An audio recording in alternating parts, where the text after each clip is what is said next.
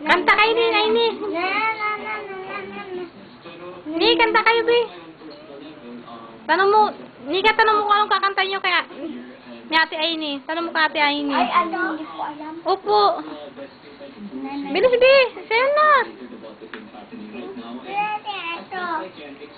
Lade. Mawawa sa patay. Ituruan mo si ate ano. Ay, si Nika.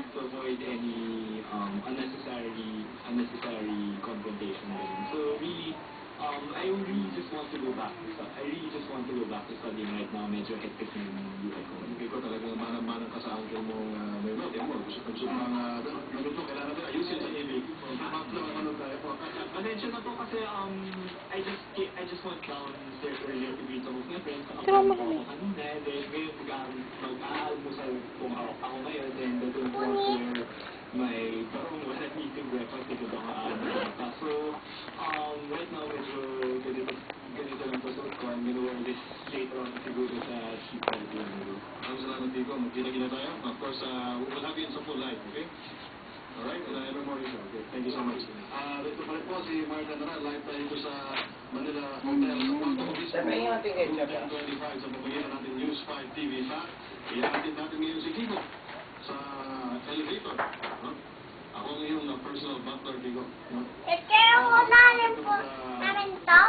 Hindi ba po yung beses ko namin. Bibigyan mo yung ano, lapis sa kanya para alam niya. Thank you so much. Bea, sulat mo. Sulat ka dyan, be. Thank you. Pakita mo kay daddy mo, be. Susulat ka, be. Oh.